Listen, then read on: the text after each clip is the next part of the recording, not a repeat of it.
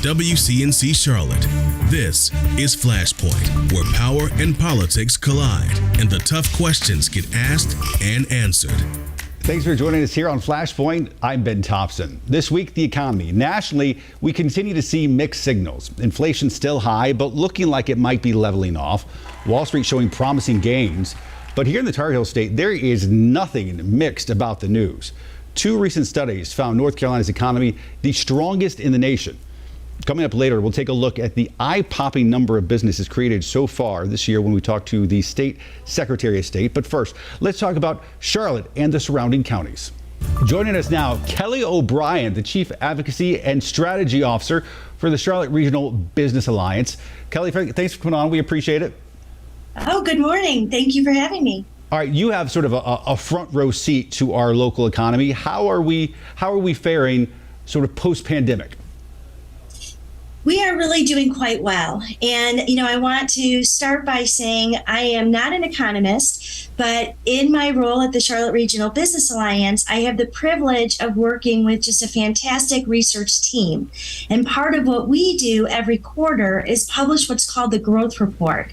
And in the growth report, we're really tracking the number of jobs that have been announced and the unemployment rate. So really high level information that helps us share with the business community what's happening here in the Charlotte region. And Ben, I do want you to know that for our purposes, the Charlotte Regional Business Alliance, our footprint is 15 counties in the 2 states. So it gets a little bit confusing sometimes because the MSA, the numbers that, the government really, the footprint that the government uses for their numbers is the MSA. Our footprint is a little bit different, but the numbers that we're going to be talking about today are tracking with the MSA. You've provided us a perfect setup with your report as well as the area you cover. And like you, I am not an economist either, so it works out perfectly. First up, let's talk about jobs, all right? 19,000 new jobs added in the second quarter. That's 3,000 more than the first quarter. The unemployment rate in our region now sitting at right at 3.4%. So is this a level you think is going to be sustainable? Do you think we'll go higher than this? Where we go from here? Well, Ben, I think about the old adage of if your neighbor lost their job, then it's a recession. And if you lose your job, then it's a depression.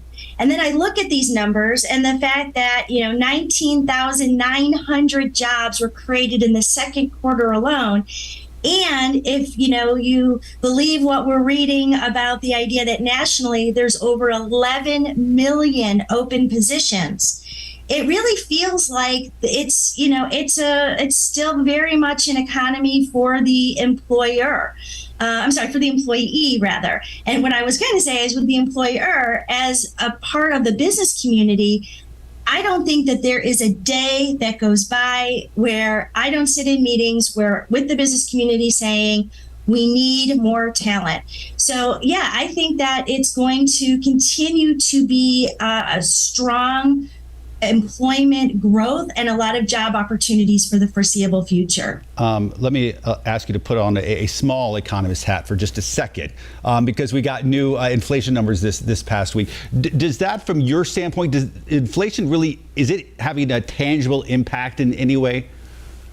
Well, the price of goods certainly does have a real life impact, both for businesses, and residents. It was really encouraging that on August 10th that we are seeing the inflation numbers starting to tick down. And it was also exciting to see the markets rally around that.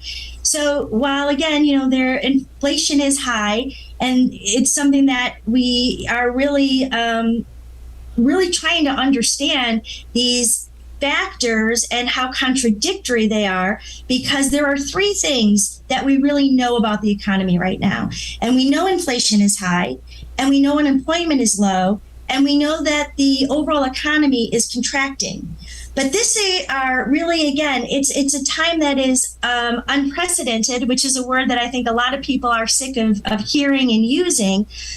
So it's hard to predict necessarily what the future will bring, but I go back to that idea of, so many job openings and the fact that we saw so many hires in the second quarter. That is going back to that adage, if people are employed and they're able to pay their bills, then we will be able to kind of have that soft landing that the Federal Reserve is working toward. The variables you list there are often contradictory, but somehow all happening at the same time right now. Let's take a look at some of the sectors from your report. Hospitality making a big comeback. That's great to see, especially given the last 2 years. Charlotte even leading the national rate in several areas, including business services, financial activities, education, health services. Why do you think that is? Well, Charlotte is, it's been incredible growth that we continue to see. I mean, the numbers were over 100 people a day were moving into this region. And now we're still at, 80 plus people a day moving into this region. As the economy continues to really evolve, work looks different than it did pre-COVID. People are able to work from home or work maybe 2 or 3 days in the office and 2 or 3 days from home. So this is an area where, for a whole host of reasons, we have great weather, we have this great airport in our backyard, we have great places to live and work. So people want to be here. And as they are here, we're seeing the fact that there is this, continued growth in these sectors. And the problem remains that we need more talent. So there's still a lot of openings, and it's a good time to be looking for a job. You mentioned work from home. I was going to ask about that. From the folks you work with in the business community, are they fully embracing it now? Is that just our new reality, and businesses are going to have to get on board? Ben, yes, I think it is the new reality. However, I know that there are concerns about the fact, how do areas like Uptown really thrive if there's not people, going out to lunch in the middle of the business day or staying around and doing drinks after work. So, I work here in Uptown, and I can tell you, I'm walking down the sidewalk and there's a lot of people bustling. Restaurants are crowded, but we really do need to kind of, as a society, factor the convenience of, sometimes wanting to work at home with making sure that we are continuing to support the restaurants and the local, shops that we would normally visit if we were at the office. But ultimately, it does feel like, a 5-day work day or 5-day work week is probably not something that we're going to see anytime soon. At least not in the office 5 days. In the office, that's right. Finally, let's get out of Uptown and get outside the loop and talk about Gaston County, because Gaston County actually saw the biggest wins when it came to announced jobs and capital investment. What is that county doing to attract this sort of activity? Well, Gaston has a lot of advantages. I mean, one is just a kind of a geographic advantage in the sense that it has, connectivity to I-85 and the proximity to the airport. But it's also done a lot of great things with, creating the Apple Creek corporate center, and they have just a great economic development team that's out there telling the story as to why businesses would want to be there. So yes, they had a record, 4 big announcements, and it was whispered in my ear that we can expect more announcements in the next quarter. So we really want to celebrate our partners in Gaston and cheer them on, and we're just really excited to see what's happening in Gaston, but really with so many of our regional partners. As I mentioned in the beginning of this conversation, our footprint are 15 counties, and we had 9 of our partners with announcements in this second quarter. So there's a lot happening, from one end of the region to the other, and there's a lot to be excited about. Of course, because business and the economy doesn't stop at a county line. It impacts all of us. All right. Kelly O'Brien with the Charlotte Regional Business Alliance. Kelly, thanks as always. We appreciate you coming on. Come back soon.